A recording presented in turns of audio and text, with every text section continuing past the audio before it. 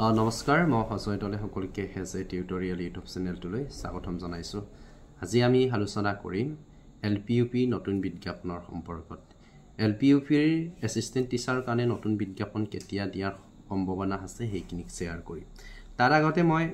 দুটামান বিষয় শ্বেয়াৰ কৰিব বিচাৰিছোঁ যে আমাৰ এলপিইউপিৰ নতুন বিজ্ঞাপন বিচৰা প্ৰাৰ্থীসকলৰ মাজত দুটা পক্ষ আছে। কিছু সংখ্যক পাৰ্টিয়ে বিচাৰে যে এলপিইউপিৰ নতুন বিজ্ঞাপন ফেব্ৰুৱাৰী মাহৰ আগত দিব লাগে, অৰ্থাৎ যিহেতু ফেব্ৰুৱাৰী মাহত চিটেটৰ ৰিজাল্ট আছে, এই চিটেৰ ৰিজাল্ট নিদিয়াৰ আগতে বিজ্ঞাপন দি আবেদনৰ গোটেইখিনি কাম সম্পূৰ্ণ কৰিব লাগে, যাতে নতুনকৈ চিটেট দিয়া পাৰ্টিসকলে সুযোগ পাব নালাগে বুলি কিছু সংখ্যক পাৰ্টিয়ে তেনেধৰণৰ এটা নতুন বিজ্ঞাপন বিচাৰে। আকৌ কিছু সংখ্যক পাৰ্টিয়ে এনেধৰণে কয় যে যেহেতু আমি নতুনকৈ বিএড ডিএলএড কমপ্লিট কৰিছোঁ, চিটেট পৰীক্ষা অনুষ্ঠিত কৰি ৰিজাল্ট দিয়াৰ পাছত নতুন বিজ্ঞাপনটো দিব লাগে, যাতে আমি তাত অংশগ্ৰহণ বা এপ্লাইৰ বা আবেদনৰ সুযোগ পাব লাগে। তেনেধৰণৰ দুটা পক্ষ আছে। এই দুটা পক্ষৰ মাজত মই সোমাই নিৰপেক্ষভাৱে এটা কথা স্পষ্টভাৱে মই কৈ দিওঁ যে নতুন বিজ্ঞাপন ফেব্ৰুৱাৰী মাহৰ আগত নিদিয়ে। কিয় ফেব্ৰুৱাৰী মাহৰ আগত নিদিয়ে তাৰ দুটা ৰিজন আছে। নাম্বাৰ 1, যদি ৰিজন হিচাপে চাওঁ, যিহেতু বৰ্তমান 4,500টা পদৰ নিযুক্তি প্ৰক্ৰিয়াৰ কাৰণে যিমানখিনি কাম কৰিব লাগে সেই কামখিনি চলি আছে। কাৰণ 4,500টা পদৰ নিযুক্তি প্ৰক্ৰিয়া ফেব্ৰুৱাৰী মাহত দিয়াৰ কথা লিখিতভাৱে নকলেও মৌখিকভাৱে শিক্ষামন্ত্ৰী আৰু মুখ্যমন্ত্ৰী মহোদয়ে আমাৰ কেণ্ডিডেটসকলক আশ্বাস প্ৰদান কৰি থৈছে, এইখিনি সম্পূৰ্ণ কৰি তাৰপিছতে দিব। 2 নম্বৰ পইণ্টটো হ'ল যে যিহেতু বহুত দিনৰ আগত অসমৰ শিক্ষামন্ত্ৰীগৰাকীয়ে কৈছিলে যে অসমত এতিয়া আছাম টেট কণ্ডাক্ট নকৰে, পাৰ্টিসকলক যিসকল ডিএলএড বিএড কমপ্লিট কৰিছে বা টিচিং ৰিক্ৰুইটমেণ্টৰ কাৰণে কোৱালিফিকেশ্যন আছে এখেতসকলক চিটেট এক্সাম দিব কৈছে। বছৰত দুবাৰকৈ চিটেট পৰীক্ষা অনুষ্ঠিত হয়, এই চিটেট এক্সাম দিয়ক আৰু চিটেট কোৱালিফাইড কৰা সকলো কেণ্ডিডেটকে আছামৰ যিমান টিচাৰ ৰিক্ৰুইটমেণ্ট ওলায় সেইখিনিত আবেদন কৰাৰ সুযোগ দিয়া হ'ব বুলি কৈছিলে। কাৰণ সেই প্ৰসংগতে কৈছিলে যে আছামত যদি আছাম টেট কণ্ডাক্ট কৰে তেতিয়া আছাম টেট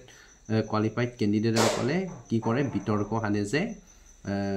চিটেট পাছ কৰা কেণ্ডিডেটসকলক সুযোগ দিব নালাগে। তাৰ মানে চিটেট আৰু আছাম টেট কোৱালিফাইড কেণ্ডিডেটসকলৰ মাজত অযথা বিতৰ্ক আনে। তাৰ কাৰণে সকলো পাৰ্টিকে সুযোগ দিয়া হ'ব, তাৰ কাৰণে চিটেট এক্সাম দিবৰ কাৰণে আমাৰ শিক্ষামন্ত্ৰীগৰাকীয়ে সকলোকে আহ্বান জনায়। তেনে প্ৰসংগত যিহেতু এটা বিজ্ঞাপনৰ কাম চলি আছে, আকৌ একেতে তেনেধৰণে ক'লে আৰু বহুত দিন ধৰি আছাম টেট কণ্ডাক্ট কৰা নাই বা অনুষ্ঠিত কৰা নাই। তেনে ক্ষেত্ৰত ফেব্ৰুৱাৰী মাহৰ আগত নতুন বিজ্ঞাপন দিয়াটো সম্ভৱ নহয়, পচিবল নহয়। আমি সেইখিনি বিষয়ত বহুতখিনি চিন্তা চৰ্চাও কৰিছোঁ বা সেইখিনি জানিবলৈ ইচ্ছাও প্ৰকাশ কৰিছিলোঁ, কিন্তু গম পালোঁ যে ফেব্ৰুৱাৰী মাহত নতুন বিজ্ঞাপন নিদিয়ে। আকৌ ইয়াতে কিছুমান কেণ্ডিডেট আহিব যে আপুনি অসমৰ শিক্ষামন্ত্ৰী নেকি, শিক্ষামন্ত্ৰীৰ PA নেকি, মুখ্যমন্ত্ৰীৰ PA নেকি, তেনেধৰণে ক'ব। আকৌ বহুতে ক'ব যে আপুনি ডিৰেক্টৰ অফ এলিমেণ্টাৰী এডুকেশ্যনৰ অফিচৰ কি বছ নেকি, তেনেধৰণৰ ক'ব। বছ নহ'ব পাৰোঁ বা শিক্ষামন্ত্ৰীৰ PA মুখ্যমন্ত্ৰীৰ PA নহ'ব পাৰোঁ, কিন্তু এইখিনি জানো মানে ফেব্ৰুৱাৰী মাহৰ আগত যে কি নিদিয়ে, তোমাৰ নতুন বিজ্ঞাপনটো নিদিয়ে। কিন্তু ময়ো বিচাৰোঁ যে অল আছামত যিমান কেণ্ডিডেট আছে যিসকল চিটেট পাছ কৰি থৈছে, LPA হওক UP হওক বা আছাম টেট পাছ কৰি থকা সকলো পাৰ্টিকে কি কৰিব লাগে, নিযুক্তি দিয়াৰ ব্যৱস্থা কৰিব লাগে। আৰু মই সেইটোও কওঁ যে বিজ্ঞাপনবিলাক আমি দেখিছোঁ 4,000 5,000 দিয়ে, কিন্তু আমি জানো যে অসমৰ বিভিন্ন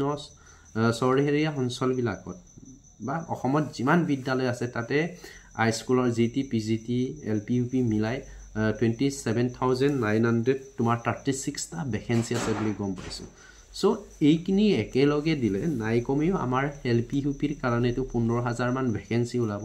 সেই 15,000 একেলগে দি যিমান আমাৰ যোগ্যতা থকা পাৰ্টি আছে আৰু কিছুমানৰ বয়স যাওঁ বয়স আৰু নাই আৰু 40-39 বছৰ হৈ আছে তেনে